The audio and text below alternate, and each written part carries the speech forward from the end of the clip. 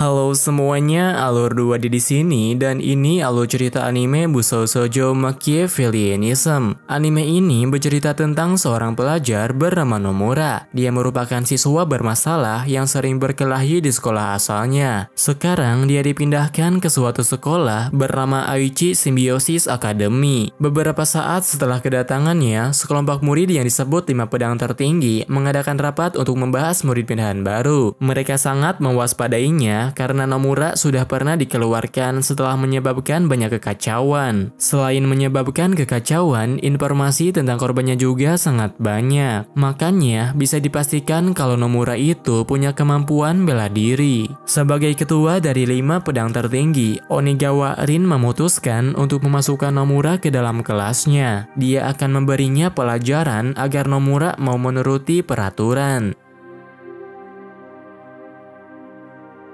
Ketika Nomura memasuki ruangan kelas, dia langsung menghadapi Rin dan semua murid cewek di kelasnya. Nomura diancam untuk mengikuti peraturan dan berhenti jadi anak berandalan. Walaupun sudah diancam dengan senjata, tapi Nomura tidak mau menurutinya. Dia memilih untuk melawan mereka dan memperjuangkan kebebasan di sekolahnya. Ketika Nomura keluar dari ruangan kelas, Rin mengejar untuk menghentikannya. Kali ini, dia benar-benar menggunakan senjatanya dalam menghadapi Nomura.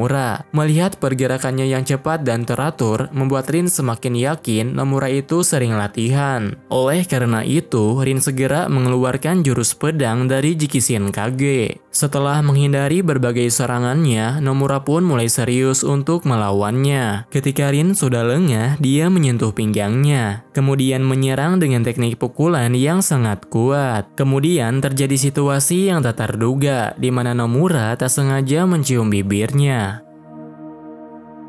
Setelah Rin dikalahkan oleh Nomura, anggota 5 pedang lain yang bernama Meari bersedia untuk menggantikannya. Sedangkan Nomura yang sudah membuat kerusuhan mencari cara untuk mendapatkan izin pergi keluar asrama. Kali ini dia sangat tidak beruntung karena harus mendapatkan perizinan dari ketua 5 pedang. Dia juga perlu mendapatkan kelima stempel dari semua anggotanya. Keesokan harinya, Nomura membawa sekotak kue ke ruangan kelas. Dia membawa itu karena ingin berbaikan dengan semua murid di kelasnya. Namun, semua murid cewek malah menjauhinya. Mereka sangat mewaspadai Nomura dan takut kalau ciumannya akan dicuri seperti ketua. Nomura kemudian bertanya tentang keadaan Onigawa Rin. Ternyata dia sedang terkena demam karena terguncang setelah mengalami kejadian sebelumnya. Oleh karenanya, Nomura berencana untuk menjenguknya ke asrama. Dia nekat memasuki asrama perempuan hanya untuk menemui Rin. Sementara itu, Rin yang berada di asramanya terlihat gelisah saat memikirkan kejadian sebelumnya.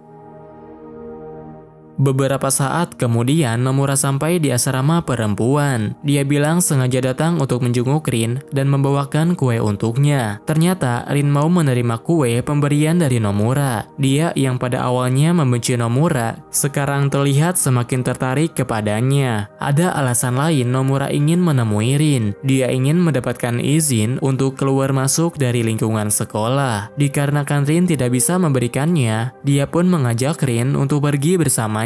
Dengan demikian, Rin bisa mengawasi tindakannya ketika berada di luar. Perkataannya itu membuat Rin sangat terkejut dan menyebabkan demamnya semakin parah. Kemudian, ketika Nomura menangkap Rin yang hampir terjatuh, terjadilah kesalahpahaman. Beberapa saat setelah Nomura keluar dari asrama, dia berhadapan dengan 2 murid cewek yang bersenjata. Di sana, terjadi pertengkaran di mana keduanya bersaing mengalahkan Nomura untuk meningkatkan reputasinya. Walaupun tidak ingin menghadapinya, tapi Nomura terpaksa melawan dan memberi mereka pelajaran. Setelah Nomura mengatasi murid cewek yang menyerangnya, orang-orang jadi berpikir negatif terhadapnya. Rin yang baru saja mempercayainya juga terlihat kecewa dengan perbuatan yang dilakukan oleh Nomura. Oleh karena itu, Rin memutuskan untuk mengawasi Nomura dimanapun dia berada. Sementara itu, Meari yang mengetahui kalau adik tingkatnya dipermainkan, kini mulai mengincar Nomura. Di saat Nomura sedang berada di asramanya, dia mendengarkan cerita dari temannya. Meari hari itu berbeda dengan yang lainnya. Jika Rin bertarung hanya untuk mengusir lelaki, Meari akan melakukan apapun untuk menyiksa targetnya. Walau begitu, masih ada murid yang bisa selamat dari mereka. Dia adalah murid pindahan yang disebut Ratu Tak Terkalahkan. Keesokan harinya, Rin mulai menunjukkan diri untuk mengawasi Nomura. Tampaknya dia sudah mengetahui kebenarannya sehingga tidak lagi marah kepada Nomura. Ketika Nomura berada di depan bangunan sekolah, dia bertemu dengan murid cewek yang menyandang gelar ratu. Sesaat setelah melihatnya, dia mengira kalau murid itu adalah Amo, atau orang yang dulu pernah bertarung dan mengalahkannya. Awalnya, Nomura beranggapan kalau Amo itu laki-laki. Meskipun dulu penampilannya seperti murid lelaki, tapi dia benar-benar terlahir sebagai perempuan. Saat ini, Nomura belum bisa mendekatinya. Dia harus berhadapan dengan Meari yang dari kemarin mengincarnya. Ketika bertarung, Nomura belum terbiasa dengan serangannya. Berkali-kali dia terkena luka di bagian tubuhnya karena tidak bisa menghindar. Jika Nomura terjebak pada gerakannya, hanya dia saja yang akan dirugikan. Pergerakannya juga semakin melambat karena Meari menyerang Nomura mengenai sistem peredaran darah. Dalam keadaan tersebut, Nomura hanya bisa bertaruh pada keberuntungan. Dia menunggu Meari menyerang ke arah perut, kemudian melakukan serangan balik untuk melumpuhkannya. Setelah mengetahui kalau Nomura tak seburuk yang dirumorkan, Meari memutuskan untuk menjadi pengawasnya. Nomura tidak masalah dengan hal tersebut, tapi dia cukup kerepotan karena mereka jadi sering bertengkar. Sedangkan bagi anggota 5 pedang lain, Rin dan Meari seperti sudah ditaklukkan. Permasalahan ini tentu saja tidak boleh dibiarkan. Oleh karena itu, murid cewek yang bernama Hanasaka menantang mereka dalam sebuah pertandingan. Jika Nomura menang, Hanasaka bersedia memberikan stempel untuk izin keluar. Nomura tentu saja tak akan melewatkan kesempatan tersebut. Demi mendapatkan izin untuk keluar masuk sekolah, dia menerima tantangan itu. Tantangan pertama yang harus mereka lewati adalah sumo liar. Makanya, mereka harus segera bersiap untuk memakai sabuk khusus. Dalam pertandingan sumo, biasanya ada seorang pelayan yang membantu memasangkannya. Tapi karena Nomura bisa melakukannya sendirian, dia juga membantu teman-temannya untuk memakai sabuk.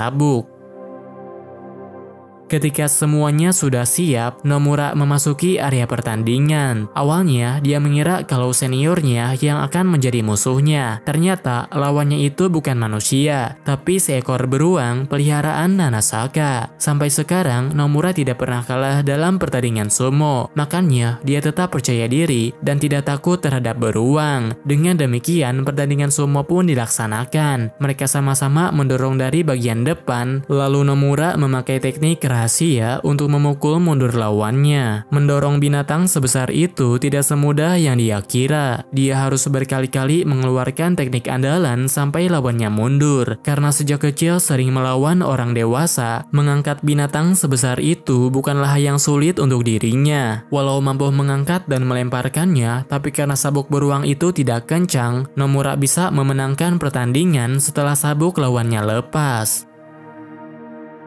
Hanasaka tidak bisa menerima kekalahannya. Dia mengatakan permainan sudah selesai. Selanjutnya, dia memerintahkan semuanya untuk memulai perang. Sekarang, pintu menuju atap sudah dibuka untuk Nomura. Nomura diperintahkan untuk datang ke sana sendirian saja. Dia harus melawan setiap orang yang menghalanginya di sepanjang jalan, di mana total semua pasukannya berjumlah 34 orang. Rin dan Meari beranggapan kalau ini adalah jebakan. Karena sudah memenangkan pertandingan, dia menyarankan supaya Nomura tidak meladeninya. Walau begitu, Nomura merasa harus menghadapinya. Dia ingin segera membebaskan temannya yang dijadikan sandera. Meskipun ada kejadian di luar dugaan, beberapa saat kemudian Nomura sampai di atap bangunan. Tampaknya Hanasaka tak bisa menerima kedatangan 2 orang cewek yang bersamanya. Dia mengatakan mereka tidak pantas menyandang nama 5 pedang keadilan lagi. Walau begitu, mereka berdua masih punya alasan untuk membela diri. Makanya mereka takkan membiarkan Nomura bertindak sendirian.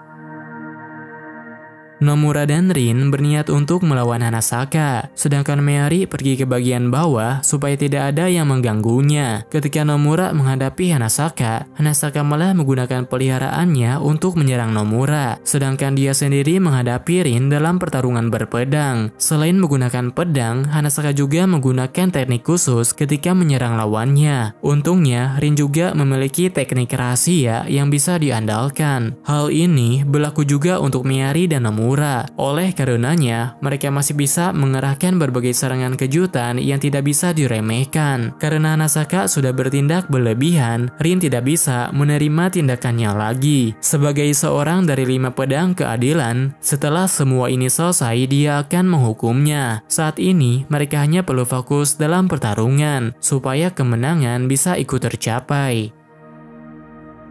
Ketika Rin sedang sendirian, dia ingat dengan perkataan yang dikatakan oleh Nomura. Sebelumnya, Nomura bilang kalau Rin itu terlihat lebih pantas ketika tidak memakai topeng. Setelah akrab dengan Nomura, Meari juga menjadi lebih bersemangat untuk mengubah penampilannya. Tapi mereka berdua terlihat begitu kecewa karena akhir-akhir ini semakin banyak anak cewek yang mendekati Nomura. Nomura tiba-tiba menjadi murid yang populer setelah mengalahkan beruang di lingkungan sekolah. Oleh karena itu, pengawasan Rin dan Meari kepadanya jadi semakin ketat. Mereka berencana akan mengkoreksinya lagi seperti yang dilakukan sebelumnya. Di saat yang sama, ada orang lain yang diam-diam mengawasi Nomura. Ternyata dia berencana untuk menjebaknya dengan menciptakan permasalahan yang sangat rumit. Hal ini menyebabkan Rin dan Meari memusuhinya lagi. Mereka berdua sangat menyesal karena sempat mempercayai Nomura. Tampaknya, murid cewek yang bernama Satori melakukan sesuatu untuk menghancurkan hubungan mereka. Kalau mereka berdua tidak lagi memihak Nomura, Satori bisa merencanakan sesuatu sesuka hatinya. Untuk mengatasi permasalahan ini, Nomura berencana untuk menangkap pelakunya. Dia sengaja menyerahkan diri untuk ditangkap supaya bisa menyusup ke asrama perempuan. Hanasaka bersedia untuk membantunya. Karena apapun alasannya, Satori sudah melakukan hal yang tidak masuk akal. Supaya bisa menyusup ke asrama cewek, Nomura rela mendapatkan perlakuan mengerikan dari temannya sendiri. Dia lebih tidak terima kalau ada seseorang yang sengaja menjauhkan hubungan mereka. Saat ini Satori tidak ada di ruangannya. Oleh karena itu, dia segera menggeledah ruangannya untuk mencari bukti yang kuat. Namun, Satori tidak menyimpan apapun di ruangannya. Maka dari itu, dia harus memastikannya sendiri di hadapan pelakunya secara langsung. Satori memiliki kepribadian aneh dan orangnya misterius. Sampai sekarang tak ada siapapun yang bisa menebak jalan pikirannya. Bahkan saat bertemu dengan Nomura, dia tetap tenang seperti tidak terjadi apapun. Terlebih lagi, dia repot-repot menjelaskan semua hal yang sudah dilakukan kepada Nomura. Sementara itu, Meari dan Rin yang sudah dipengaruhi oleh Satori terlihat sangat kesal dan kecewa terhadap Nomura. Meskipun begitu, masih ada sedikit kepercayaan di antara mereka. Setelah mengetahui alasan kenapa Satori mengganggunya, Nomura tidak punya pilihan lain selain bertarung melawannya. Pertarungan kali ini sedikit berbeda. Dia tidak bisa fokus menghadapi lawannya karena Satori tidak mau memakai pakaian. Hanasaka yang dari awal terkena racun tak bisa mempertahankan kesadarannya terlalu lama. Mereka benar-benar dihadapkan dalam pertarungan dalam kondisi yang tidak menguntungkan. Beberapa saat setelah pertarungan dimulai, Satori langsung melancarkan serangan yang mematikan. Meskipun wajahnya menggemaskan, tapi dia sangat menyeramkan ketika melakukan serangan. Meskipun sudah mencoba untuk menghadapinya, Nomura belum juga bisa memahami Satori. Bertarung seperti itu seakan sedang bermain tebak-tebakan. Dia tidak bisa memprediksi serangan yang akan dikeluarkan oleh lawannya. Setelah diperhatikan baik-baik, Nomura menyadari sesuatu. Dia menyadari kalau teknik pedang yang digunakan Satori itu adalah teknik bernama Keishi, atau teknik yang menggunakan 1 dari 10 jurus pedang dalam satu pertarungan. Di saat yang sama, Hanasaka Nomura sedang berusaha melawan bawahannya Satori. Dia terus berusaha untuk mengalahkannya walau tubuhnya sedang dipengaruhi oleh racun. Untuk mengakhiri pertempuran itu, Nomura melakukan berbagai cara supaya membuat lawannya lengah. Dia sengaja melucuti semua pakaiannya supaya Satori gagal fokus dan mencoba untuk mengalihkan pandangannya. Dengan cara itulah dia bisa memenangkan pertarungan tersebut. Hanasaka juga bisa membalikkan keadaan jadi kemenangan telak. Setelah menyelesaikan pertarungan, setiap orang yang sudah dikalahkan jadi akrab dengan Nomura. Hal ini berlaku juga untuk cewek misterius seperti Satori. Selanjutnya, Nomura pasti akan berhadapan dengan anggota 5 pedang terakhir. Jika dibandingkan dengan anggota lain, Tsukuyo merupakan orang yang kemampuannya sulit untuk diprediksi. Meskipun penampilannya terlihat lemah, tapi Satori sudah mengakui kehebatannya. Jika Nomura menghadapinya saat ini, dia yakin kalau Nomura pasti akan mati. Makanya dia berusaha menyembunyikan keberadaannya dari cewek tersebut. Di lain tempat, Rin dan Meari tidak bisa berhenti memikirkan Nomura. Makanya mereka berdua ingin memeriksanya di ruangan penyiksaan. Namun rencananya itu tidak bisa dilakukan karena Nomura sedang berada di ruang kesehatan dengan ditemani oleh Satori. Berkat penjelasan dari Satori, kesalahpahaman di antara mereka juga dapat teratasi sehingga Nomura bersama dengan kedua temannya bisa berbaikan. Beberapa saat setelah Nomura dan Rin berbaikan, Rin bersedia melakukan berbagai hal sebagai permintaan maaf. Sebenarnya ada satu hal yang ingin dilakukan Nomura kepada Rin. Dia meminta Rin untuk menutup mata, lalu mengambil topeng yang terpasang pada wajahnya. Hanya dengan membuka topengnya saja, ternyata membuat Rin terlihat sangat tidak nyaman. Kemudian ketika ditanya penyebabnya, Rin mulai bercerita tentang masa lalunya. Selama ini, Rin sengaja menggunakan topeng untuk menutup wajahnya. Dia tidak mau menunjukkan mukanya karena merasa memiliki wajah yang jelek. Dia bisa beranggapan seperti itu bukan tanpa alasan. Ketika Rin masih kecil, ayahnya pergi meninggalkan rumah dan selingkuh dengan wanita lain. Dikarenakan ibunya melihat bayangan wanita itu ada di wajah anaknya, dia menganggap kalau Rin itu adalah anak yang jelek. Ketika Rin memakai topeng tersebut, dia bisa memaafkan Rin yang dilahirkan karena ayah tak bertanggung jawab. Nomura merupakan orang pertama yang memuji wajahnya, makanya Rin merasa sangat senang dan berpikiran untuk melepas topengnya saja.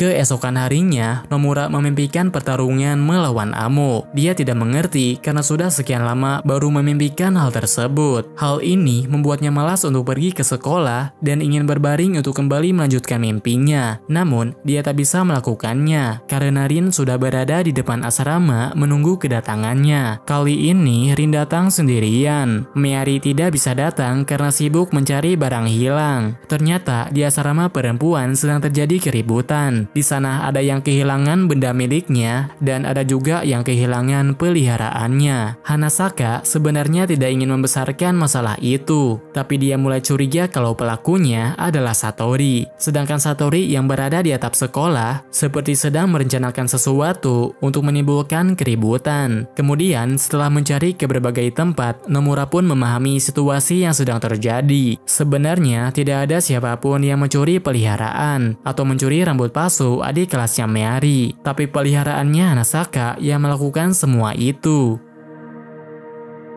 Meskipun sesuatu yang hilang sudah ditemukan, tapi keributan tetap berlanjut. Tampaknya Amo datang ke atap bangunan untuk bertemu dengan Satori. Amo tak bisa membiarkan Satori bertindak semaunya. Dia memutuskan untuk membasmi Satori dan bawahannya. Amo mengatakan kalau Satori itu tidak memiliki apa-apa. Dia hanyalah anak yang penyendiri yang merebut kebebasan orang lain. Satori memiliki seorang bawahan bernama Misogi. Ternyata Satori dan Misogi itu adalah anak kembar. Orang yang selama ini dianggap Satori sebenarnya adalah Misogi. Misogi telah merebut semua hal yang dimiliki kakaknya hingga tidak ada yang tersisa. Meskipun dengan jalan kekerasan, tapi kali ini Amo berhasil membuatnya tersadar. Dia terlihat begitu histeris saat saudaranya menderita. Setelah urusannya dengan kakak beradik itu sudah selesai, Amo berhadapan dengan anggota 5 pedang lainnya. Dia langsung menyerang mereka dan mengalahkannya tanpa ampun.